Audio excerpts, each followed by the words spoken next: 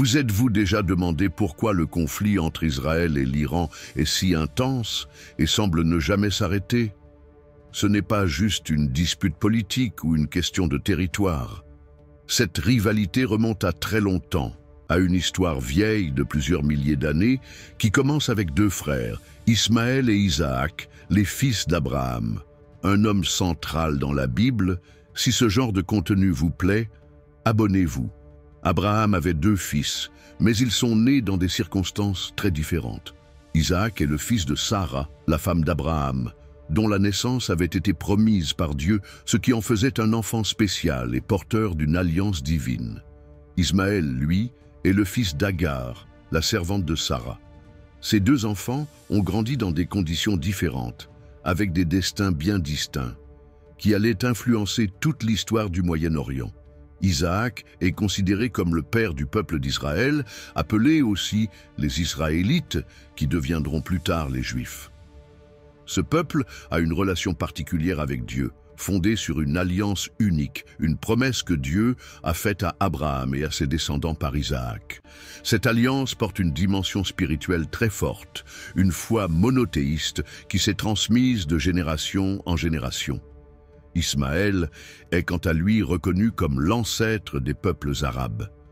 De sa descendance sont nées de nombreuses tribus et nations arabes, et c'est aussi à partir de cette lignée que se développe plus tard une grande partie du Moyen-Orient, y compris l'Iran, qui, même s'il n'est pas arabe, est historiquement lié à la Perse antique et à ses peuples. Dieu n'a pas rejeté Ismaël. Au contraire, il a promis qu'Ismaël aussi deviendrait le père d'une grande nation, avec 12 princes issus de sa descendance. Mais la promesse spirituelle la plus importante, celle de l'alliance divine, est passée par Isaac. Cette distinction a créé une différence profonde, spirituelle et historique, entre les deux lignées. Au fil des siècles, les descendants d'Isaac ont formé Israël, un peuple centré sur une foi monothéiste forte avec des lois, des prophètes et des promesses messianiques. Les descendants d'Ismaël ont donné naissance à des peuples divers qui plus tard, avec l'apparition de l'islam au 7e siècle, ont uni sous une même religion une grande partie des peuples du Moyen-Orient et au-delà, partageant une origine abrahamique commune, mais une interprétation différente. Le conflit entre Israël et l'Iran, aujourd'hui, trouve donc ses racines dans cette vieille histoire.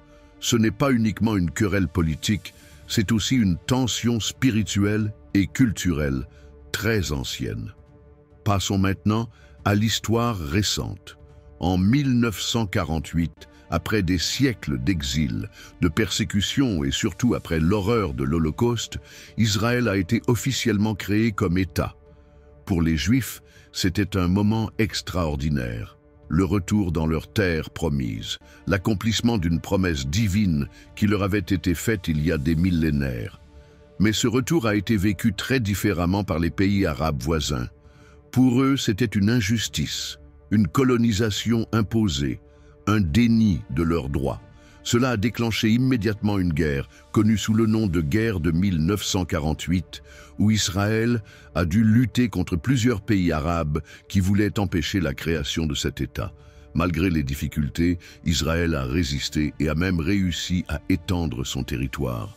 Beaucoup ont vu cette victoire comme une intervention divine, un signe que la promesse de Dieu était toujours valable. Mais ce ne fut que le début des tensions.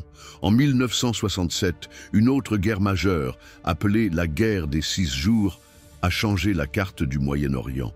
Israël a pris le contrôle de Jérusalem-Est, de la Cisjordanie, de Gaza, du plateau du Golan et du Sinaï. Cette victoire rapide a choqué le monde arabe et intensifié le conflit. L'Iran, qui à cette époque était encore sous un régime plus laïque et proche de l'Occident, a connu une transformation radicale en 1979 avec la révolution islamique. Le Shah a été renversé et une théocratie chiite dirigée par l'ayatollah Khomeini a pris le pouvoir. Depuis cette révolution, l'Iran s'est positionné comme l'ennemi principal d'Israël, qu'il appelle le petit Satan, et considère comme une menace à la fois islamique et à la cause palestinienne. L'Iran soutient des groupes armés comme le Hezbollah au Liban et le Hamas dans la bande de Gaza, qui combattent Israël souvent de façon indirecte par procuration. Cette guerre n'est donc pas toujours ouverte. Elle se déroule aussi dans l'ombre, avec des groupes paramilitaires, des attaques terroristes, des conflits par procuration et même des cyberattaques contre des infrastructures vitales.